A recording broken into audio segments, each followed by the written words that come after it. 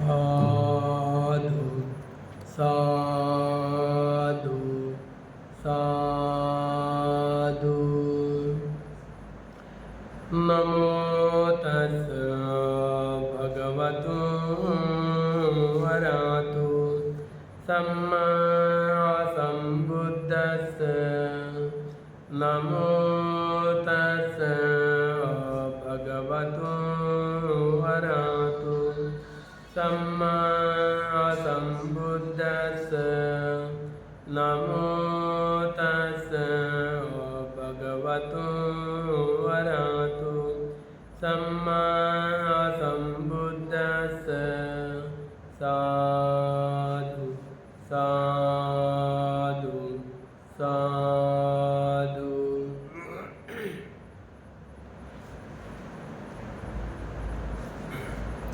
दयेचे आगर, करुणेचे महासागर, विश्वाला शांती देणारे तथागत भगवान बुद्ध, तसेच त्यांचा सुविख्यात असणारा हा सद्धम्मावर आरूढ असणारा सदा पूजनीय श्रावक संघ, या तीनही रत्नाला माझे त्रिवार वंदन।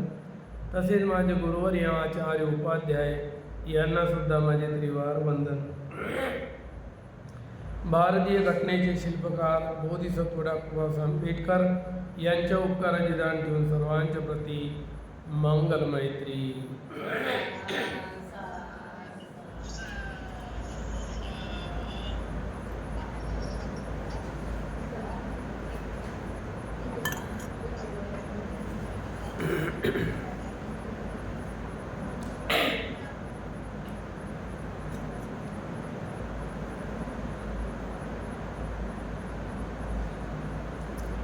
आज आपण धम्मपदामध्ये धम्मपद अठ्ठकथा यामध्ये प्रसेनजित राजाचे असदृश्य दान कशा प्रकारे द्यावे लागते याची जाणकारी बऱ्याच लोकांना माहीत नाही, आणि दानाचे लाभ काय आहे। आणि सर्वप्रथम पहिली पारमिता दान पारमिता, दान दिल्यामुळे कशा प्रकारे लाभ होतात आणि कशा प्रकारे दान द्यावं। दान तर देतात, परंतु दान देण्याचा तरीका माहीत नसतो, दान कसं दिले जाते। तर आपण आज हा तरीका कसा असतो आणि याचे लाभ काय असते आपण याचा अभ्यास करूया। भगवान बुद्धांनी धम्मपदामधली एक गाथा म्हटली, त्या गाथेला अनुसरून भगवंतांनी उपदेश केला। नवे कदर्या देवलोकं वज्जन्ति बालावेनापसंसन्ति दानं विरोचदानं अनुमोदमानो तेनेव सोऽति सुखी परत्ताति। या प्रकारे भगवान बुद्धांनी ही गाथा म्हटलेली आहे। नवे कदरिया देवलोकं वज्जन्ति, या गाथेवरून भगवंतांनी उपदेश केलेला आहे। ही धर्मदेशना भगवंतांनी जेतवनामध्ये साधना करते वेळी असदृश्य दान म्हणजे अनुपम श्रेष्ठतम दानाची स्पर्धा, ही दानाची स्पर्धा कशी असते आणि कशाकरिता, तर भगवान बुद्धांनी यामध्ये हा उपदेश केलेला आहे। एके वेळी भगवान बुद्ध 500 भिक्षूंसोबत जेतवनात प्रविष्ट झाले। त्यावेळेस राजाने विहारात जाऊन भगवान बुद्धाला भोजनाचे निमंत्रण दिले।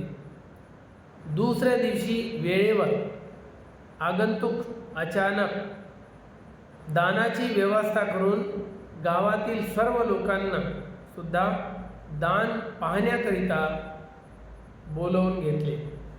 राजाने भगवान बुद्धाला आणि भिक्खू संघाला दान करण्याची व्यवस्था केली, आणि मी जे दान देत आहे तर माझ्या दानामध्ये इतर लोक सहभागी का होऊ नये आणि दान कसं दिले जाते हे का शिकू नये माझ्या नगरातले लोक हे का शिकू नये, म्हणून त्यांनी आपलं दान आणि सर्व गावातल्या लोकांना निमंत्रण दिलं की दान कसं दिलं जाते बघा.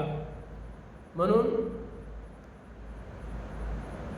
त्या गावातील सर्व नागरिकांना सुद्धा दान पाहण्याकरिता बोलवून घेतले. नागरिकांनी राजाला दान देताना पाहिल्यावर दुसऱ्या दिवशी नागरिकांनी भगवान बुद्धाला आणि भिक्खू संघाला निमंत्रित केले. निमंत्रित करून दानाची सर्व प्रकारे व्यवस्था केली. संपूर्ण तयारी झाल्यावर दान पाहण्याकरिता राजाला निमंत्रण दिले. पहिले तर राजानं प्रजेला निमंत्रण दिले की दान बघायला या. आता राजाचं दान पाहून प्रजा काही कमी नाही. प्रजेनं व्यवस्था केली दानाची आणि राजाला निमंत्रण केलं की तुम्ही पण आमचं दान बघायला या. राजाला निमंत्रण दिले. राजाने त्यांना दान देताना पाहून विचार केला की नागरिकांनी तर माझ्यापेक्षा दानाची चांगली व्यवस्था केली, तर मीही त्यांच्यापेक्षा दानाची चांगली व्यवस्था का करू नये, असा विचार करून राजाने पुन्हा दानाची चांगली व्यवस्था केली. नागरिकांपेक्षाही उत्तम दानाची व्यवस्था केली. पण नागरिकांनी ते राजाने दिलेली राजाने केलेली दान व्यवस्था पाहून त्याहीपेक्षा श्रेष्ठोत्तम दानाची व्यवस्था केली. आता त्या गाववाल्यांची व्यवस्था पाहून राजानं त्याहीपेक्षा श्रेष्ठ व्यवस्था केली. राजाने जे व्यवस्था केली त्याहीपेक्षा पुन्हा गाववाल्याने व्यवस्था केली, श्रेष्ठोत्तम दानाची व्यवस्था केली. या प्रकारे ना राजा नागरिकांद्वारा ना नागरिक राजांद्वारा दान कर्माच्या स्पर्धेत एकमेकांना हरवू शकले नाही. दोघेही हरवू शकले नाही. शेवटी नागरिकांनी 6व्या वेळी आळीपाळीने किती वेळा दान दिलं? 6व्या वेळी 100 गुणांनी 1000 गुणांनी उच्चतम श्रेष्ठ दानाची व्यवस्था केली. ते पाहून कुणीही असे म्हणू शकले नाही की यामध्ये ही वस्तू नाही की ती वस्तू नाही. इतक्या वस्तूंचं दान केलं 6व्या वेळी. ही वस्तू यामध्ये नाही आहे, दान दिली नाही असे कोणी म्हणू शकले नाही. त्या गृहस्थ लोकांनी जे दान दिलं इतकं दिलं भयंकर की त्यामध्ये कोणी असं म्हणू शकत नाही की या दानामध्ये ही वस्तू नाही आहे. आता राजा पाहून दंग झाला. काय करावं? प्रजा आपल्यापेक्षाही वरचढ आहे दान देण्यात. आता काय करावं? आता राजाचे सर्वश्रेष्ठ दान, पुन्हा दानाची व्यवस्था करतो राजा. राजाने नागरिकांचे ते दिल्या गेलेले अनुपम श्रेष्ठोत्तम दान पाहून संकल्प केला, जर मी या नागरिकापेक्षा सर्वोत्तम दान देऊ शकलो नाही तर माझं जिवंत राहण्यात काही फायदा नाही. कशासाठी मरायला तयार आहे तो? श्रेष्ठोत्तम दान देण्यासाठी. जर दिलं नाही तर माझं जगण्यात काही फायदा नाही. जिवंत राहण्यात काही फायदा आहे का असे म्हणून राजा एकांतात बसून असे सर्वश्रेष्ठ दान देण्याचा उपाय शोधू लागला.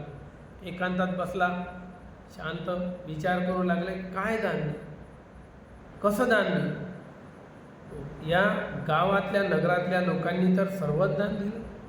एक वस्तू कोणी म्हणत नाही की यामध्ये एक वस्तू नाही आहे, इतकं दान दिलं. आता मी काय देऊ? प्रश्न पडला त्या राजाला. एकांतात राहून विचार करू लागला, याचा उपाय शोधू लागला.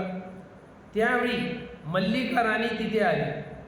तिने विचारले, महाराज आपण कोणत्या गोष्टीची काळजी करीत आहात? चिंतन करत आहे, चिंतेमध्ये दिसत आहे. कोणत्या गोष्टीची काळजी करत आहे? आपले शरीर कमजोर का वाटत आहे? तुम्ही दुर्बल का नाही? राजा म्हणाला, देवी काय तुला माझी व्याकुळता माहीत नाही? माझं दुःख तुला अजिबात कळलं नाही? नाही राजन, मला काहीही माहीत नाही. तेव्हा राजाने राणीला दानाविषयी आपली सर्व व्याकुलता सांगितली. सर्व काही राणीने ऐकून घेतले. मल्लिका देवी म्हणाली, देव, आपण चिंता म्हणजे काळजी करूच नका. महाराज, तुम्ही काळजी अजिबात करू नका. कुठे आपण या विशाल पृथ्वीचे अधिपती आणि कुठेही साधारण नागरिक. आपण अधिपती, या पृथ्वीचे राजा, आणि ही प्रजा, साधारण प्रजा. हे साधारण नागरिक आपली काय बरोबरी करणार? काय आपण कधी कोणत्या राजाला अशा स्पर्धेमध्ये नागरिकाकडून, प्रजेकडून हरताना पाहिले का? कधी ऐकलं का की राजा कधी नागरिकाला हरला म्हणून? नाही ना. तुमच्या या श्रेष्ठतम दानाची व्यवस्था आता मी करणार. तुम्ही निश्चिंत राहा, चिंता करायची आवश्यकता नाही. आता श्रेष्ठतम दानाचा उपाय कोण सांगितला? मल्लिका. या प्रकारे देवीने, ज्या राणीने राजाच्या त्या आगळ्या वेगळ्या दानाची व्यवस्था या प्रकारे सांगितली. महाराज, चांगल्या शाल वृक्षाच्या लाकडांचे पलंग तयार करा. शाल वृक्ष मजबूत असते. त्या शाल वृक्षाच्या लाकडांचे सुंदर पलंग तयार करा. सुंदर असा मंच तयार करा, म्हणजे स्टेज बनवा. भिक्खूंना बसण्याकरिता तो सुंदर असा स्टेज बनवा. काही भिक्खू जास्त आलेले मंडपाच्या बाजूला बसतील. जर भिक्खू जास्त झाले, त्या मंचाच्या साईडला बसतील.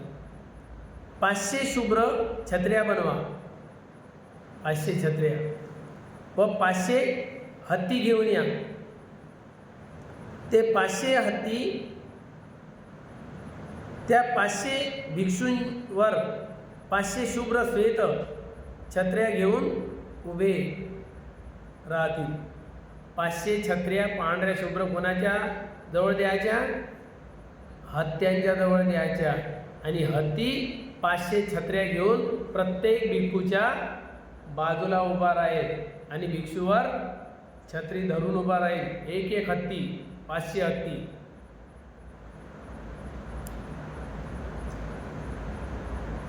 पाचशे हत्ती छत्री घेऊन उभे राहतील. 8 किंवा 10 सोनेरी रंगाचे नावे समान पात्र बनवा. 8 किंवा 10 सोन्याच्या डोंग्या बनवा. ते मंडपाच्या मध्यभागी ठेवल्या जाईल. मधात ठेवा. 2-2 भिक्षूंच्या मध्ये एक क्षत्रिय मुली बसून सुगंधित द्रव्य चंदन बारीक करतील. त्या डोंग्यामध्ये काय करतील? 2-2 भिक्षूच्या मधात एक क्षत्रिय मुलगी बसेल आणि ती काय करेल? चंदन बारीक करेल. तसेच एक क्षत्रिय मुली 2-2 भिक्षूंच्या मध्ये उभी राहून पंख्याने हवा घालीत राहील. या चंदन बारीक करणार आणि बाकीच्या भिक्षू संघाला पंख्याने हवा घालत राहणार. 2-2 भिक्षूच्या मधात एक क्षत्रिय मुलगी पंख्याने हवा घालतील. त्या क्षत्रिय मुली सुगंधित द्रव्य चंदन बारीक करून त्या सोन्याच्या नावे समान असणाऱ्या भांड्यात टाकत राहील. इकडे लोखंडाच्या उकळामध्ये बारीक करेल आणि त्या सोन्याच्या ज्या डोंग्या आहे त्याच्यामध्ये बारीक पावडर टाकत राहतील. त्यातील काही मुली त्या भांड्यातून कमळाच्या पानावर काढून ते सुगंधित द्रव्य भिक्षूंच्या अंगावर शिंपडत राहील. पाण्याची एक पात्र घ्यायचं, त्याच्यामध्ये पाणी टाकायचं, त्याच्यामध्ये चंदनाचा चुरा टाकायचा आणि कमळाच्या पानाने संपूर्ण भिक्षूंच्या अंगावर सुगंधित द्रव्य शिंपडायचं. शिंपडत राहतील. आता विचार करा, त्या गावकऱ्यांजवळ इतक्या क्षत्रिय मुली कुठे आहे? क्षत्रिय मुली नाही. ना इतक्या हत्तींची, ना इतक्या शुभ्र छत्र्यांची व्यवस्था आहे. 500 हत्ती त्यांच्याजवळ नाही आणि 500 छत्र्या पण नाही पांढऱ्या शुभ्र. एवढी व्यवस्था त्यांच्याकडे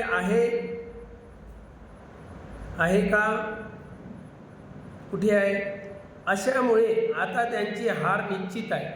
आता गाववाले राजाला हरणारच. त्यासाठी महाराज तुम्ही असे करा. राजाने हे सर्व ऐकून राणीला म्हटले, देवी तू तर फारच सुंदर उपाय सुचविला. एका भिक्षूसाठी हत्तीची व्यवस्था होऊ शकली नाही. किती हत्ती आहे? हत्ती किती मिळाले? 499. एका हत्तीची व्यवस्था नाही आहे. तेव्हा कारण राजाजवळ एका प्रशिक्षित हत्याची व्यवस्था नव्हती. तेव्हा राजाने मल्लिकाला सांगितले, राणीला विचारले, प्रिये एक हत्ती कमी आहे, प्रशिक्षित हत्ती नाही. आता काय करायचे? राणी म्हणाली, काय सांगता महाराज, राजघराण्यात एका हत्तीची कमी? असं होऊ शकते का? एक हत्ती कमी नाही म्हणणार राजघराण्यात? देवी हत्ती तर भरपूर आहे, पण ते सर्व अशिक्षित आहे, प्रशिक्षित नाही आहे, प्रशिक्षण दिलेले नाही. या कार्यात गडबड करतील अशी भीती वाटते. एवढं मोठं कार्य केलं संघदानाचं आणि जर त्या हत्यानं गडबड केली तर सारं दानाचं कर्म गेलं. भीती वाटते. राणी म्हणाली, तर ठीक आहे, एक हत्तीचे लहान अशिक्षित पिल्लू मागवा. म्हणतं प्रशिक्षण नाही आहे त्याला, हत्तीच्या पिल्ल्याला, असं मागवा. त्याला कुठे उभं करायचे मी जाणतो. मल्लिका जाणते की त्या हत्याच्या पिल्ल्याला कुठं उभं करायचं बछड्याला. राजा म्हणाला, त्याला कुठे उभं ठेवशील? मला माहीत आहे कुठे ठेवायचं. मी त्याला उभं ठेवणार आहे आर्य अंगुलीमाल बंतेजवळ. आता तो हलेल का? आर्य अंगुलीमाल बंतेजवळ उभं ठेवेल. राजाने तसेच केले. ते हत्तीचे पिलू आणले, त्याच्याजवळ छत्री दिली आणि अंगुलीमाल बंतेच्या बाजूला उभं ठेवलं. त्याने आपलं शेपूट दोन्ही पायाच्या मधात टाकलं आणि चुपचाप छत्री घेऊन उभा राहिला.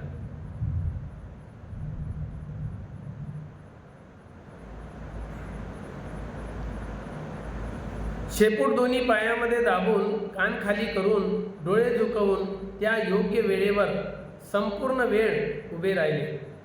ते पाहून गावकरी आश्चर्यचकित झाले की असे अशिक्षित हत्याचे पिलू इतक्या नम्र भावाने उभे आहे. कमाल आहे.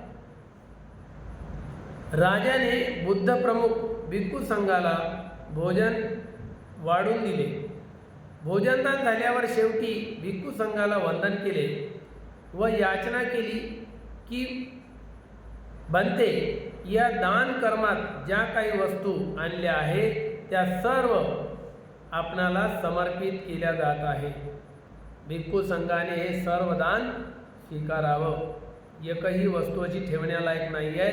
सर्वच्या सर्व आम्ही भिक्खू संघाला दान देण्यासाठीच आणलेले आहे.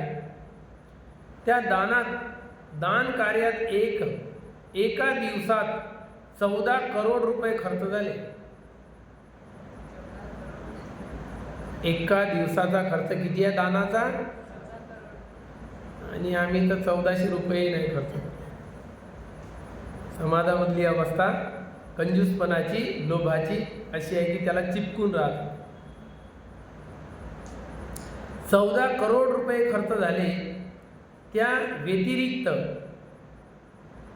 शास्ता बुद्धाकरिता बनवलेले जे शुभ्र छत्र, बसण्याचा पाट, आसन तसेच पाय धुण्याचा पाट याची किंमत तर निश्चित केलीच नाही.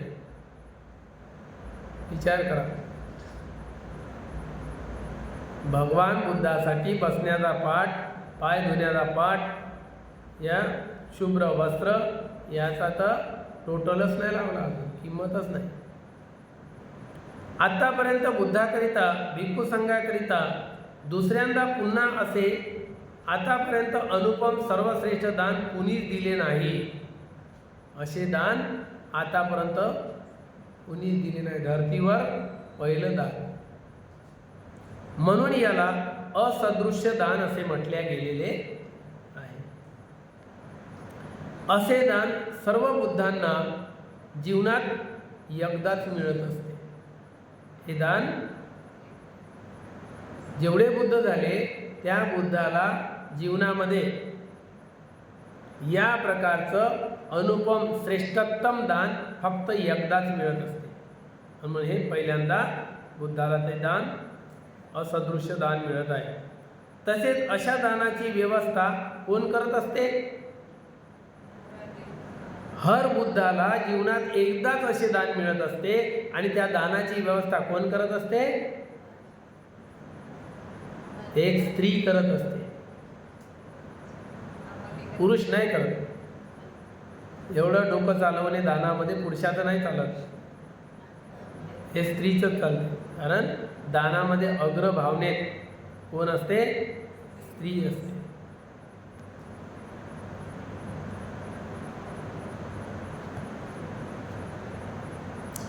दानाची व्यवस्था कोणी एखादी स्त्रीच करीत असते. आता दान दिलं, दान देऊन झालं. तर भगवान बुद्ध दानाचं अनुमोदन करणार. त्यापूर्वीच एक घटना घडली, अशी अनेकांच्या जीवनात घडते. कशी घडली? जे पुण्यकर्म नष्ट करणारी घटना घडली. राजाच्या 2 अमात्याचे विचार. 2 अमात्य होते. राजाचे काळ आणि जुन्न नावाचे 2 अमात्य होते, मंत्री. एकाचं नाव होतं काळ आणि दुसऱ्याचं होतं जुन्न. जुन्न हे दोन्ही मंत्री होते.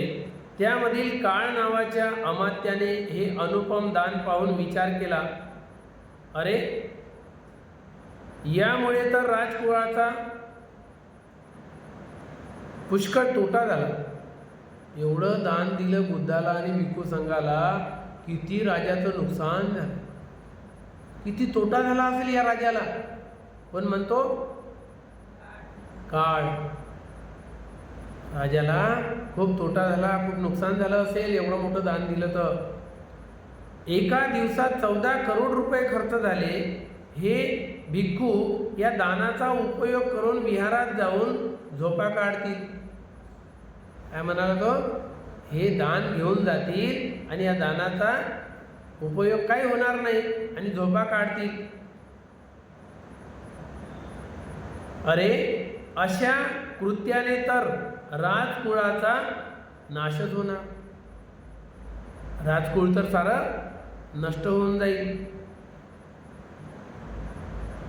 नाशच झाला. दुसरीकडे या विरुद्ध हे दान पाहून दुसरा अमात्य, काय नाव त्याचं? जुन्न. जुन्न अमात्य मंत्री याचे शुभ विचार होते. अरे धन्य आहे हे राजाचे अनुपम श्रेष्ठोत्तम दान. काय दान दिले या राजाने, धन्य आहे. राजाशिवाय साधारण मनुष्य अशा प्रकारचे दान करण्याची हिंमतच करू शकत नाही. सर्व प्राण्यांना या दानाचा भाग अंश देण्याची तर गोष्टच सोडा, मी या दानाचे अनुमोदन करतो. बाकी प्राणी मात्राला याचा भाग देण्याची गोष्ट तर अलग राहिली, पण मी मिळो का न मिळो, पण मी मात्र या दानाचे अनुमोदन करतो. मी साधुकार करतो की या राजाने दान जे दिलं ना, उत्तम सर्वोत्तम दान दिलेलं आहे, सर्वश्रेष्ठोत्तम दान दिलेलं आहे. म्हणून मी याच्या दानाची प्रशंसा करतो, साधुकार देतो की राजानं खूप उत्तम काम केलेलं आहे, सर्वोत्तम काम केलेलं आहे. एक अमात्य असा म्हणतो की त्याने दान देऊन महान पुण्याचा भागीदार ठरला. दुसरा अमात्य असं म्हणतो की दान राजाने एवढं मोठं दिलं तर दान देऊन राजा कंगाल होईल, भिकारी होईल. फालतूच दान दिलं. भिक्षू लोकांना एवढं दान देऊन काय करतील? एवढं वापरतील, विहारात जाऊन झोपा काढतील. एक अमात्य असा म्हणतो, एक अमात्य त्याचं अनुमोदन करतो, त्या पुण्याचं अनुमोदन करतो. भगवान बुद्धांनी भोजन केल्यानंतर राजाचे भत्तानुमोदन म्हणजे भोजनाचे अनुमोदनासाठी वेळ देण्याकरिता त्यांच्या समोरील भोजनाचे भांडे बाजूला केले. आता जेवढे वाढण करण्याची भांडे होती किंवा भिक्षू संघाचे पात्र होते ते धुधा करून बाजूला केले. तेव्हा बुद्धाला विचार आला, राजाने या दानात पुराप्रमाणे धनाचा खर्च केला. राजाने काय केलं? पुराप्रमाणे पैसा खर्च केला, खूप दान दिलं. इतके मोठे कार्य करून सुद्धा हा राजा गावकऱ्यांची मने जिंकू शकला की नाही? भगवान बुद्ध आपल्या दृष्टीने आता चेक करणार. जेवढे लोक इथे बसून आहे पाहण्यासाठी, यांचे मन जिंकू शकला की नाही?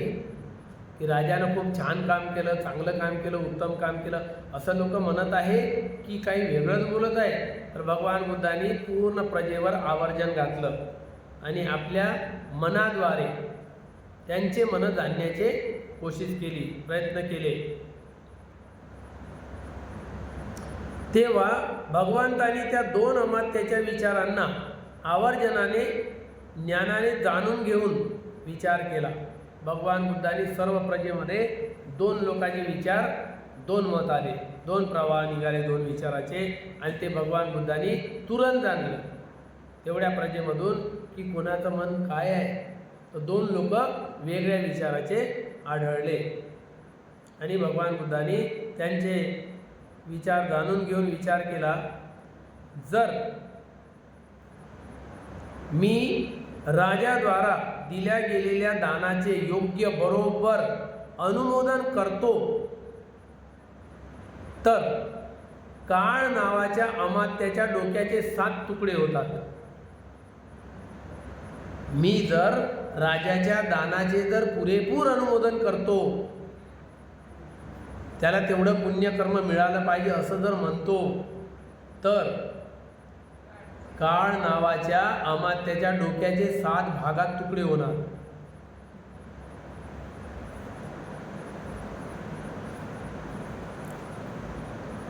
डोके 7 भागात अलग अलग होईल व जुन्न अमात्य श्रोतापत्ती फळात प्रतिष्ठित होईल. मी जर अनुमोदन चांगलं केलं तर जुन्नला लाभ होईल, आणि जर नाही केलं म्हणजे अनुमोदन केलं तर जुन्नला लाभ होईल, पण काळ नावाच्या अमात्याच्या डोक्याचे 7 तुकडे होईल. करावं तर काय? आणि भगवान बुद्ध कोणाचं कधी नुकसान करत नाही. तो जुन्न अमात्य श्रोतापदी फळात प्रतिष्ठित होईल हे जाणून भगवंतांनी राजाने दिलेल्या दानाचे अनुमोदन केवळ 4 पद गाथा बोलूनच केले. पुरेपूर काय केलं नाही. एवढं मोठं होतो ना दान दिलं त्याने, एक वस्तू अशी नाही ठेवली की याच्यात काही नाही म्हणाला. गावकरी करू शकत नाही एवढं महाभयानक दान दिलं, तरी भगवान बुद्धांनी फक्त 4 पदाची गाथा बोलून अनुमोदन संपवलं. कशामुळे? त्याचा जीव जाऊ नये म्हणून त्या काळ नावाच्या अमात्यावर अनुकंपा केली की माझ्यामुळे त्याचा प्राण नष्ट होऊ नये. म्हणून भगवान बुद्धांनी 4च पदाची गाथा बोलून काळ अमात्यावर अनुकंपा करून तिथून विहारातून जाणे योग्य समजून निघून गेले. इथून जाणंच योग्य आहे, थांबणं योग्य नाही आहे, म्हणून भगवान बुद्ध निघून गेले.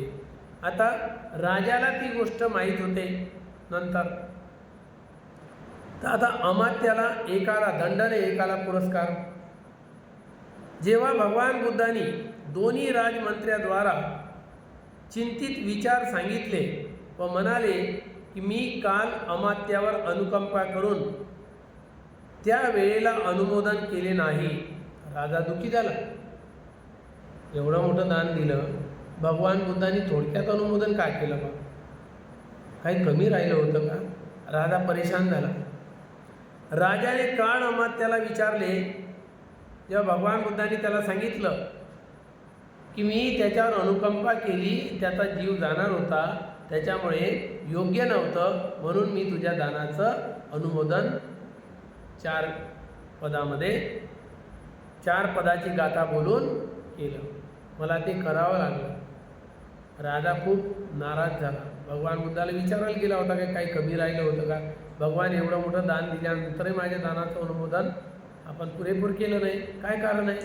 तेव्हा भगवान बुद्धांनी या अमात्याचं कारण सांगितलं, हे कारण आहे. तेव्हा भगवान बुद्धाने दोन्ही राजमंत्र्याचे चिंतित विचार त्याला राजाला सांगितले.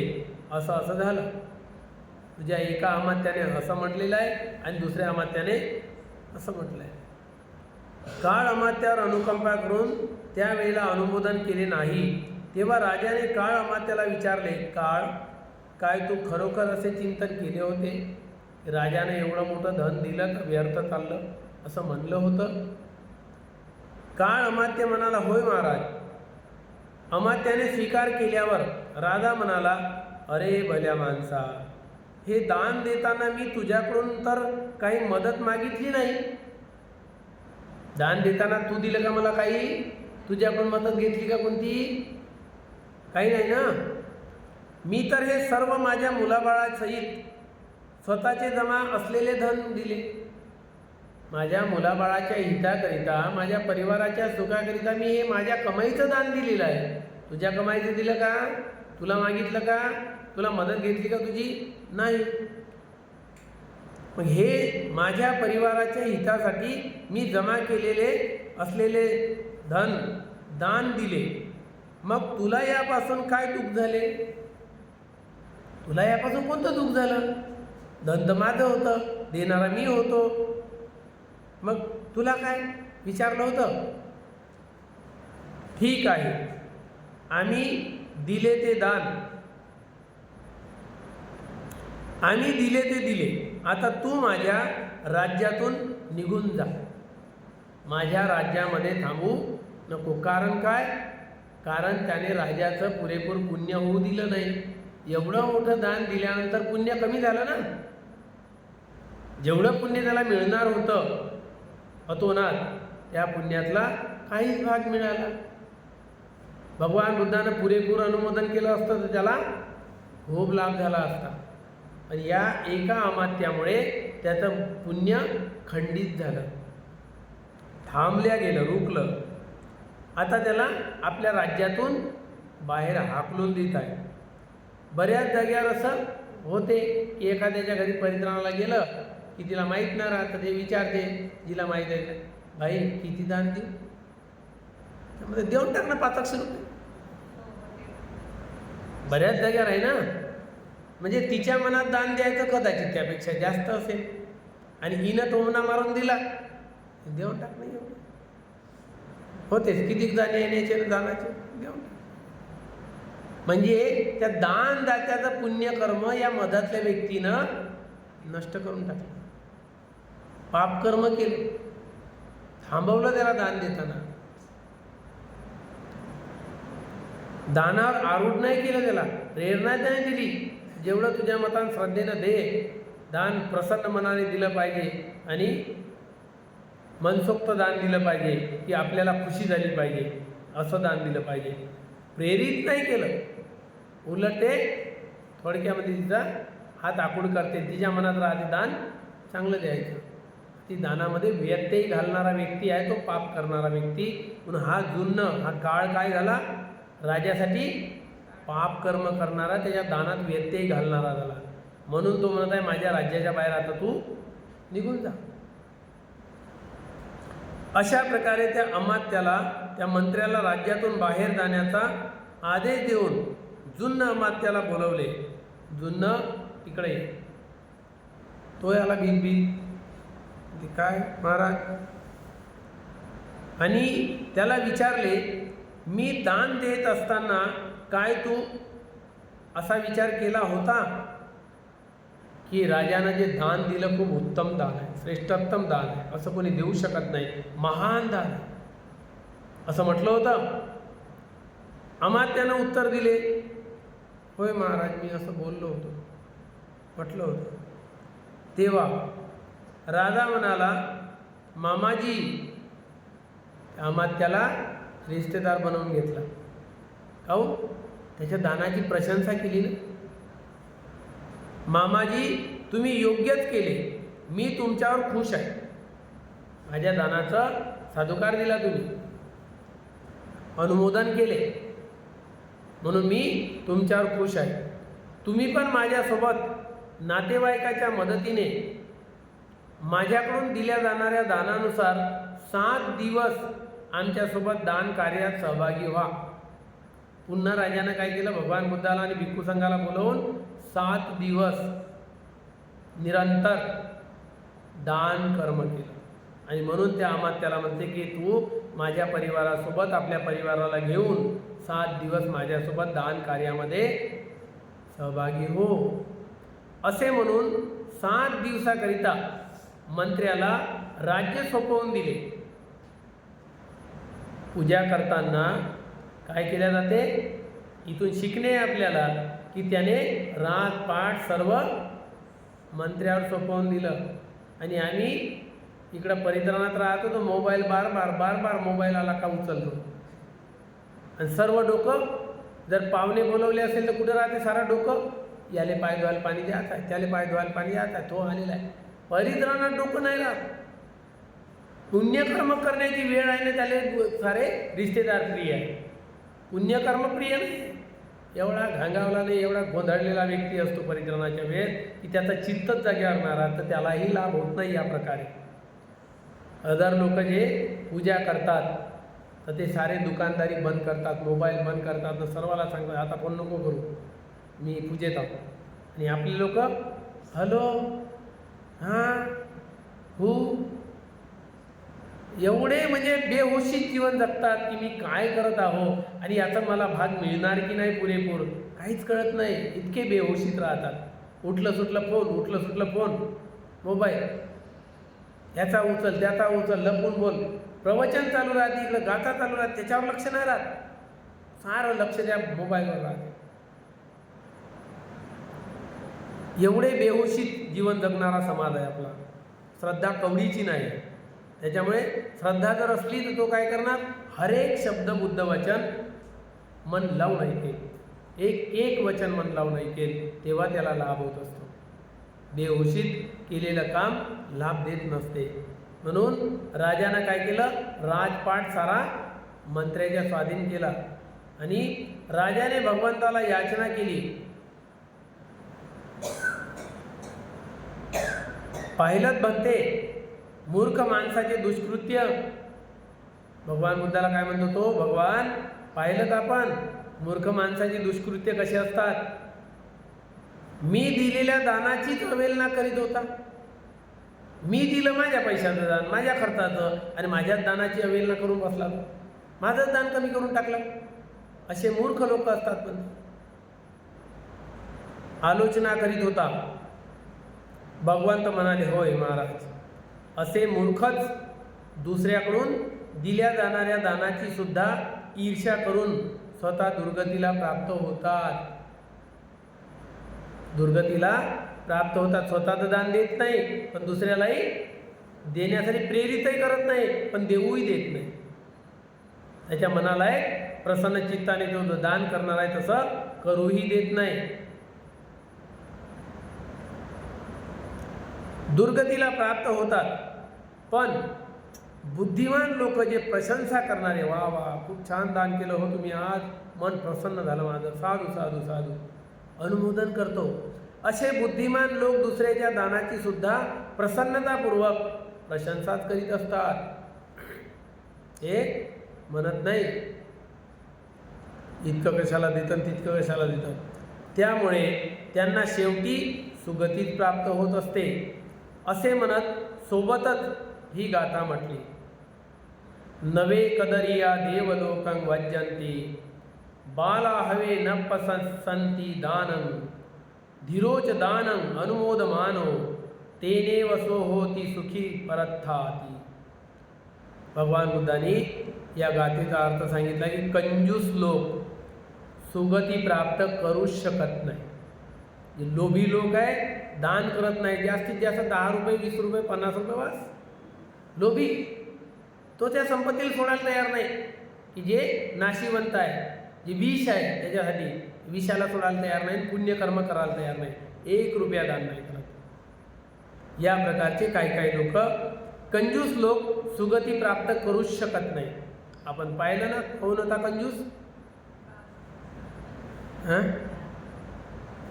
पैसा करून गोळा करून ठेवला आणि मेला. मरताना घर माझं धन माझं पुत्र माझं, धन माझं पुत्र माझं करत मेला ना. काय घेऊन गेला? नेलं तर काहीच नाही, पण जन्माला आला तर विद्रूप जन्माला आला. दिलं नाही, दान नाही केलं. सांग, त्या पैशात चिपटून राहिला ना धनाला, त्याच्यामुळे विद्रूप जन्म आला त्याला. नाक कोणीकडे गेलं, कान कोणीकडे गेला, डोळे कोणीकडे गेले. पार भूत होई म्हणून त्याचे नातू भीत होते. कोण होता तो?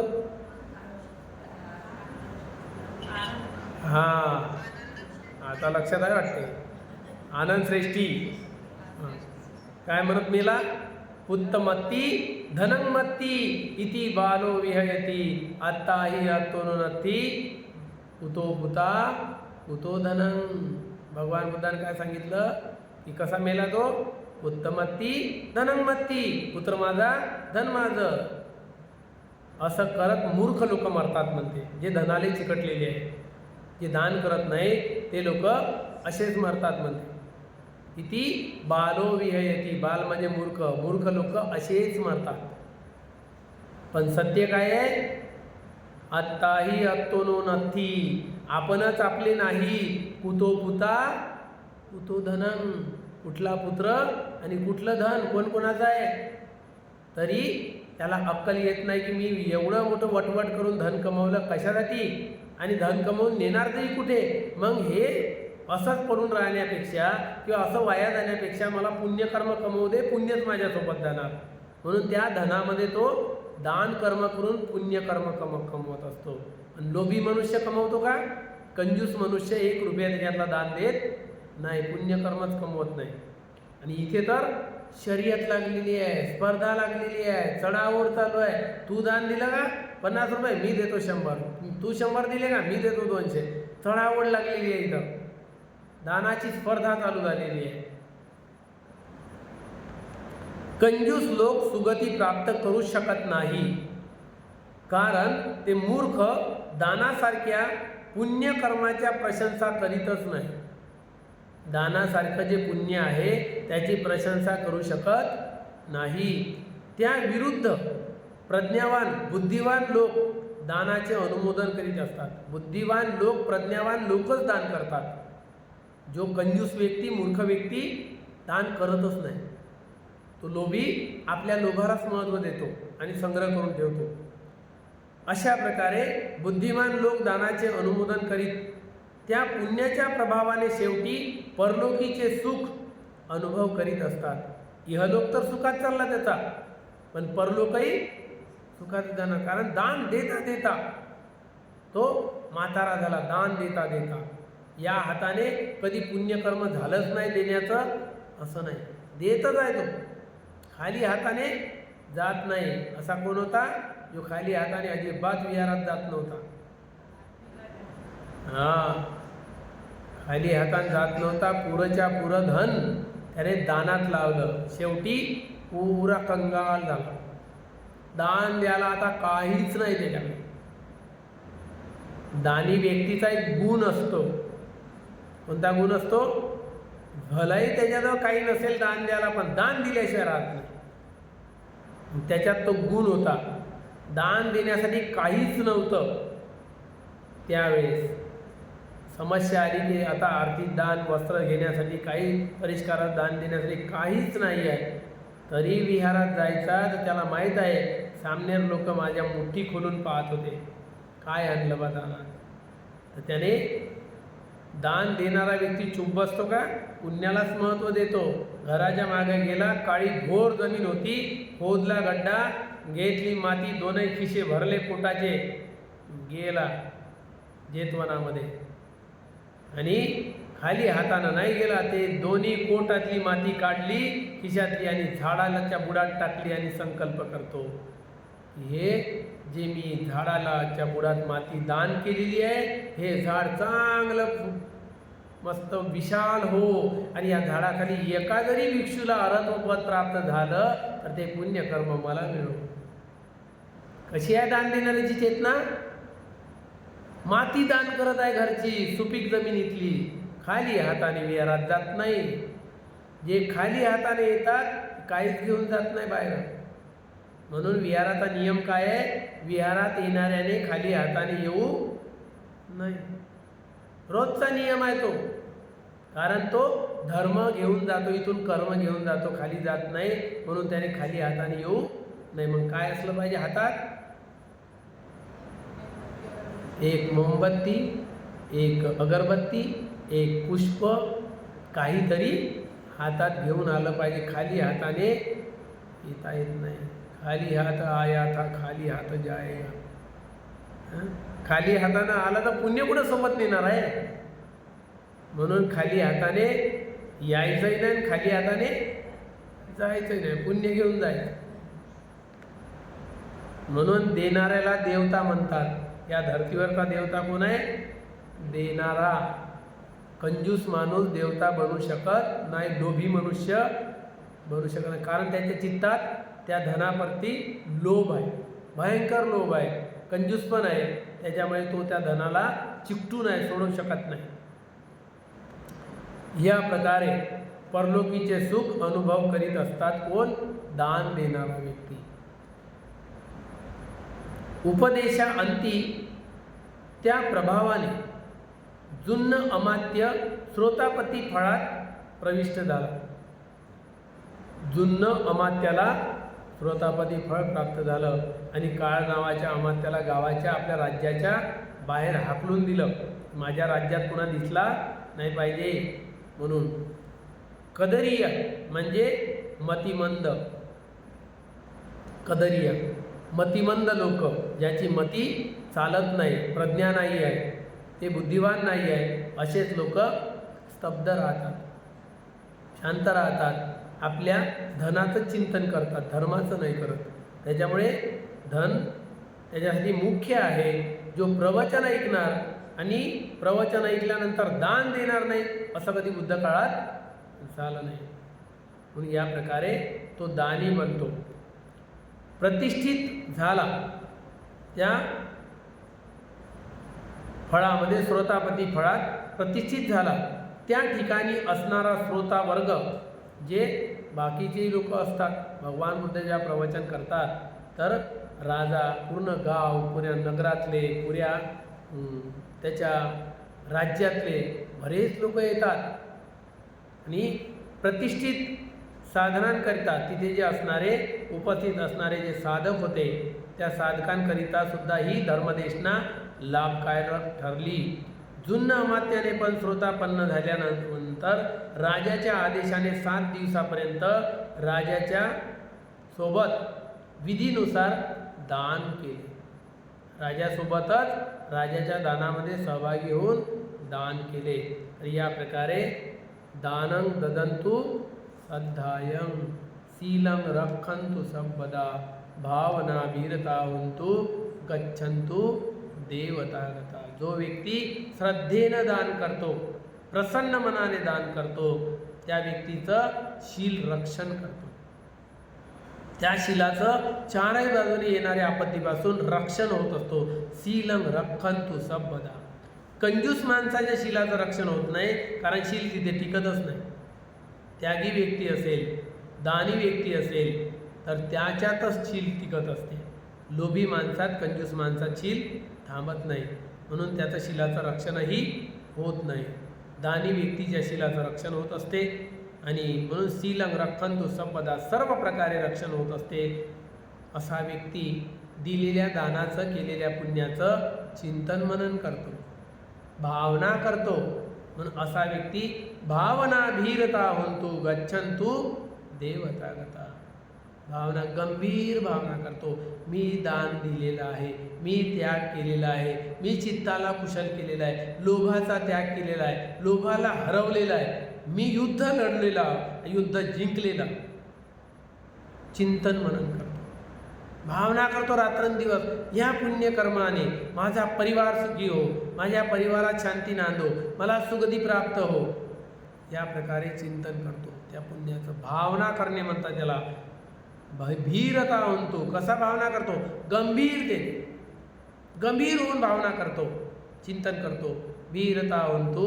आणि जेव्हा त्याच्यावर मरण येते, प्राण त्यागण्याची वेळ येते, तेव्हा गच्छन्तु देवतागता. कुठे जातो? देवता गतीला प्राप्त करत असतो. कंजूस मनुष्य, लोभी मनुष्य नाही करत. तो तर म्हणतो, अरे एवढं मोठं कमवलं, आता काय होईल, माझे पोरं बरबाद तर नाही करणार, मेहनत केली, मी याला लुटलं, त्याला लुटलं, याच्याकडून हे केलं, त्याच्याकडून जमा केलं. चिंतन करतो. केलेल्या कर्माचा सारा लेखाजोखा त्याच्या डोळ्यासमोर येते. मरताना काय काय केलं, कोणाला डुबवलं आणि कोणाला लुटून जमा केलं, साराच्या सारा येते. जो इमानदारीने कमवणारा व्यक्ती आपल्या कमाईतला सदैव 20वा हिस्सा दानच करत राहतो. सदैव खाली हाताने कुठंच जात नाही. 20वा हिस्सा याच्यावर अधिकार त्याचा आहेच नाही.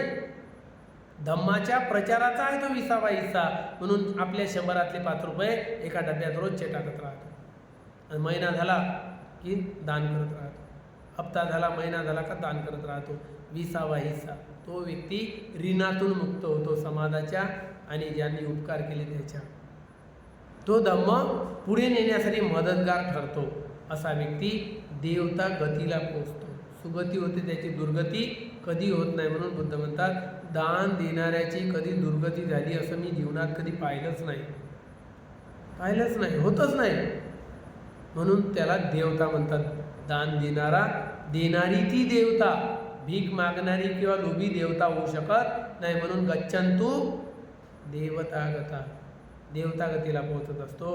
अशाच प्रकारे तुम्ही जे काही आतापर्यंत दान कर्म केलं असेल ते दानाचं स्मरण करा आणि त्या दानाच्या बलाने तुम्ही पण देवतागतीला पोहोचो, तुमचं पण शीलाचं रक्षण हो, अशी मंगलाची कामना करतो. आणि इथेच मी माझे उर्वरित शब्द थांबवतो. सुखी हो, मंगल हो, कल्याण हो. हे पुण्यकर्म चारही दिशेला असणाऱ्या देवतागणांना पोहोचो. गुरुजनांना, आचार्यांना, उपाध्यायांना, मातापित्यांना, ज्ञातिगणांना, बिमार लोकांना, अशांत लोकांना, व्याकुल लोकांना हे पुण्यकर्म पोहोचो. चारही जे उपासक उपासिका चार प्रत्ययाने भिक्षू संघाची सेवा करतात, चिवरदान करून, भोजनदान करून, शयनासन दान करून आणि दवाई दान करून, या 4 प्रत्ययाने जे जे उपासक उपासिका भिक्षू संघाची सेवा करतात त्यांच्यापर्यंत हे पुण्यकर्म पोहोचो. या पुण्याच्या बलाने त्यांच्यावर येणाऱ्या साऱ्या आपत्ती, विपत्ती, दुःख, भयरोग नष्ट हो. त्यांच्या उद्योगधंद्यामध्ये, व्यवसायामध्ये अभिवृद्धी हो. ते बुद्ध शास्त्रामध्ये राहतो. त्यांना श्रद्धाशील श्रुत त्याग प्रज्ञा प्राप्त हो. सिद्धार्थ गौतम बुद्धाच्या शासनामध्ये उत्तम 4 आर्य सत्य साक्षात करण्याचे भाग्य मिळो. सर्व प्राणी सुखी हो, सर्वांचे मंगल हो. जे काही या पृथ्वी तलावर प्राणी आहे, दृश्य अदृश्य, सूक्ष्म अतिसूक्ष्म, जलचर थलचर, गगनात उडणारे, सरपटणारे, बिना पायवाले, 2 पायवाले, 4 पायवाले, अनेक पायवाले, मनुष्य आहे कोणत्याही जातीचा असो, पंथाचा असो, संप्रदायाचा असो, हित चाहणारा असो, अहित चाहणारा असो, मित्र असो, शत्रू असो, मातापिता असो, गुरुजन असो, सर्वांपर्यंत हे पुण्यकर्म पोहोचो. या पुण्याच्या बलाने त्यांना श्रद्धाशील श्रुत त्याग प्रज्ञा प्राप्त हो. बुद्धाच्या शासनामध्ये उत्तम 4 आर्य सत्य साक्षात करण्याचे भाग्य मिळो. यानंतर संपूर्ण विश्वातील प्राणी मात्राविषयी मंगलमयते करूया आणि आपल्या कुळातील जे मरण पावलेले लोक आहेत त्यांच्या प्रति सुगतीची कामना करून पुण्यानुमोदन करूया.